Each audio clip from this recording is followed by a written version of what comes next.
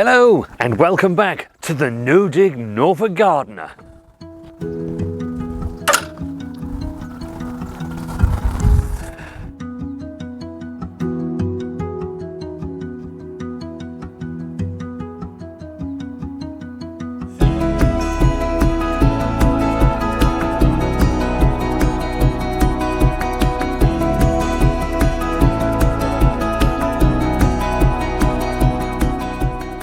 It's December and winter is officially here, and I have to say it really feels like it too.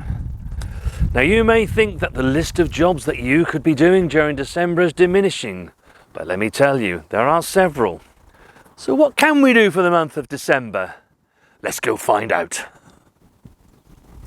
Now December is dominated as a pruning month. There's so many things that you can prune and train in this month of the year, not least your fruit trees. So our apple tree, now that the weather has turned colder, it has gone dormant and we can now start to prune that. Also during December, that's the time when you prune your red currants and your black currants. Now it wasn't that long ago that we actually were here and we were pruning the autumn raspberries and also the blackberry. There's still time to do that. That window is a very large window to be able to do that, from November through to next February. So if you haven't done your autumn pruning of your raspberries or your blackberry, that window is still open and available for you to do so. Also, it's a brilliant time to be actually planting one of those plants into the ground if it's bare root. December is a good month for doing that. So if you haven't got raspberries in your garden, you want to grow them, bare root raspberries you can put in now. Bare root blackberries you can put in now. This is a thornless variety, as you know. If you're a follower of our channel, we grow a thornless variety, and the variety is Loch Ness. And if you plant that now, this time next year, you will have this. And during the months of September and October, you will have an absolute abundance of blackberries to eat. Now, up here in bed 5, as you can see behind me, there is woodland behind us. And the one thing that does do is tip down a lot of leaves.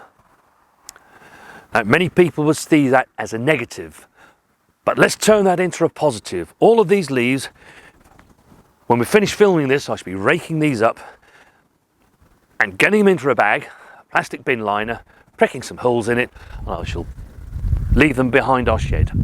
And there they will stay for the next year, 18 months or so.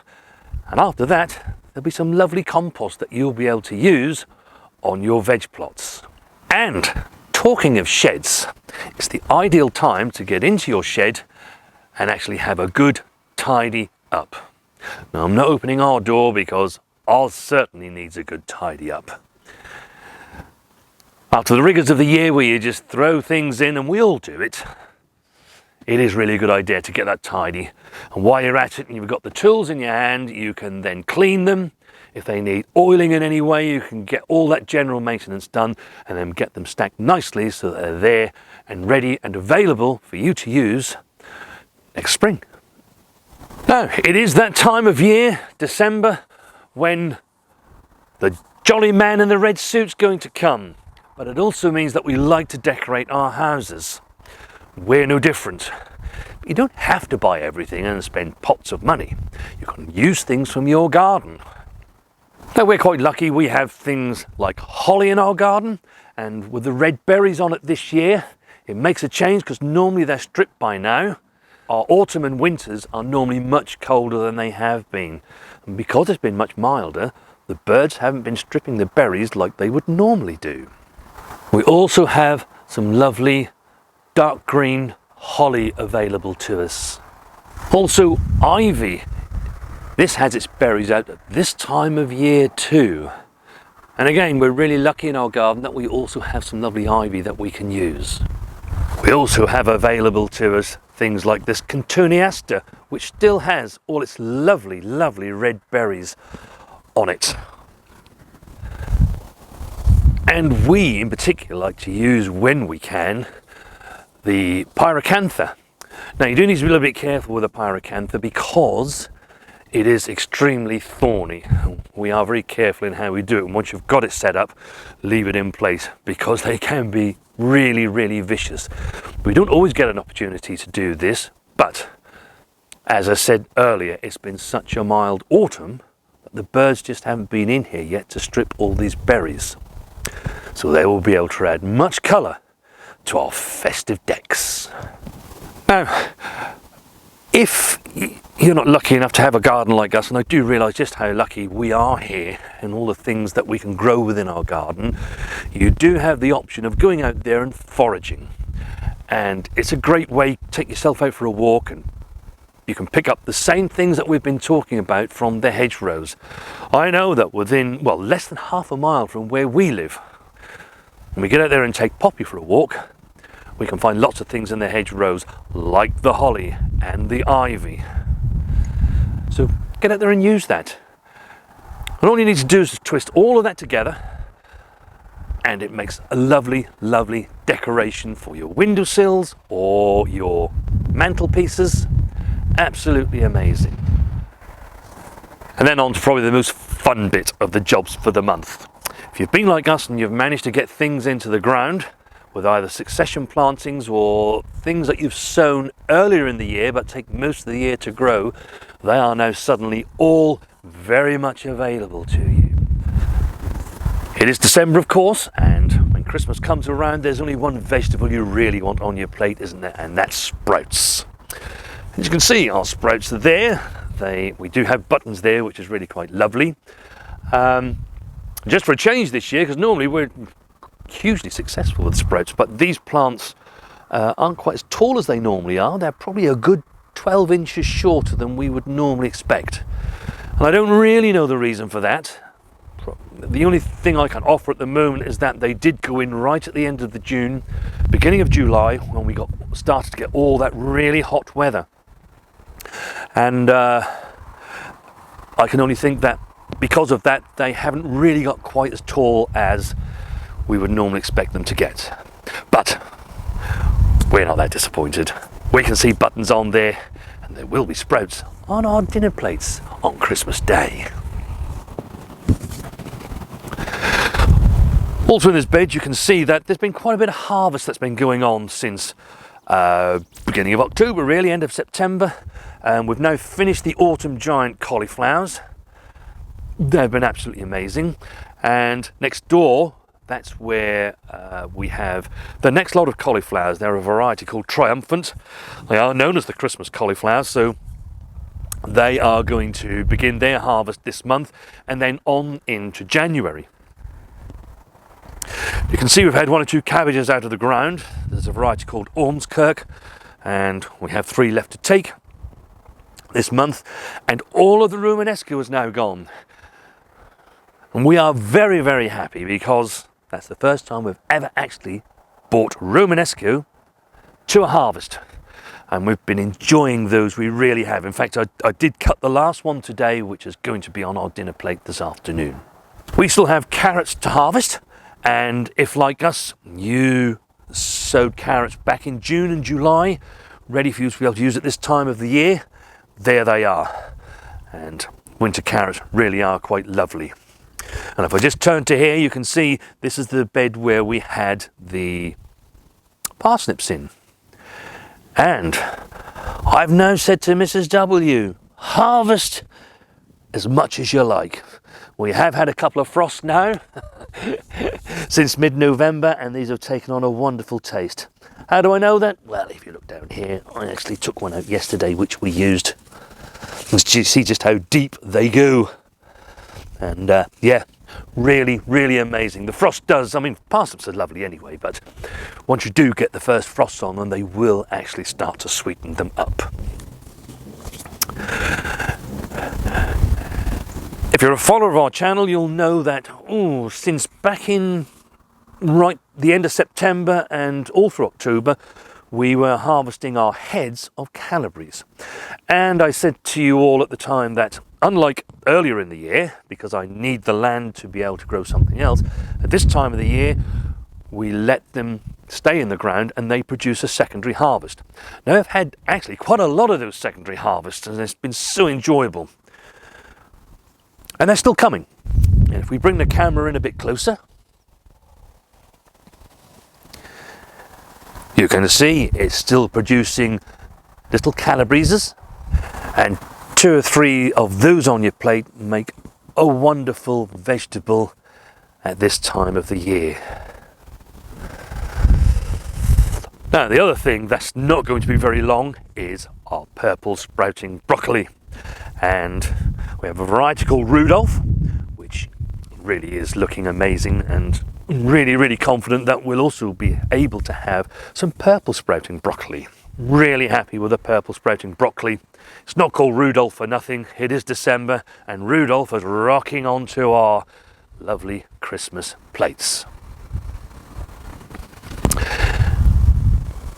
The other thing that I did just want to say is that with all brassicas, not just these, we just happen to be here at the moment, but you often see me taking off the leaves that are, in certainly my opinion, are not doing any more good for the plant, and you can usually tell because they'll be quite yellow. And those yellowing leaves are telling you that the leaf is, it doesn't need to be on there anymore, so do take them off. And there are lots of good reasons for doing that. Not least it helps keep pests out of the way, but at this time of the year, mildew, powdery mildew can be a bit of a problem, and by taking those leaves off, it helps to discourage that problem coming along. So back here in bed 5, where the leaves are, you can see that we still have many leeks to pick, and also some lovely celeriac. And I want a celeriac for this afternoon, so I'm just going to take this one out. So you're wondering what a celeriac is like? There we are. I can tell you now, since I picked it, the smell of, it smells like celery. It really is quite pungent. But when you do cook with it, actually, it is much milder. It's a gorgeous vegetable. You can make lovely soups with this.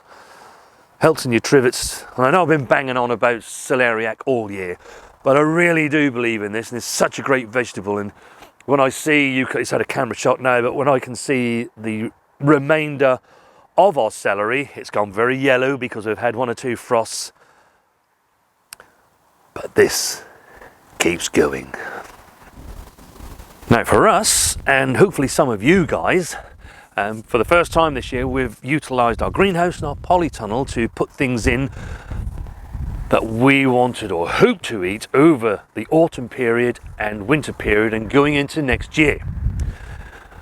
And by and large, it really has worked quite well. And at the moment, we're enjoying harvest, and we have been for the last 4 weeks or so, really, of the pak choi, picking the leaves as and when we want them. We've got the radish that is ready, so we're able to be eating those. And that has given us a nice harvest. Now, with it being this time of the year, of course, there isn't huge amounts that you can sow. It's not going to survive for starters, so there really isn't much point in trying. But there are still things that you can still put in to the ground. Not least broad beans. They can be planted directly into the ground and they will germinate. We don't tend to do that, and I wouldn't advise doing that, even though you can do it, but I wouldn't advise doing that. I'd always start them off in modules, because mice rather do like the lovely large seed of broad beans. Now, if you're a follower of our channel, you will know that 4 or 5 weeks ago we actually started our broad bean seeds off into modules, and they've germinated, looking absolutely wonderful. And if we just turn this way, you'll see that they have already been planted out into the ground. And again, December is a good time for planting these things out into the ground, if you haven't done so already. You can also still be planting garlic if you haven't done so already, and your shallots.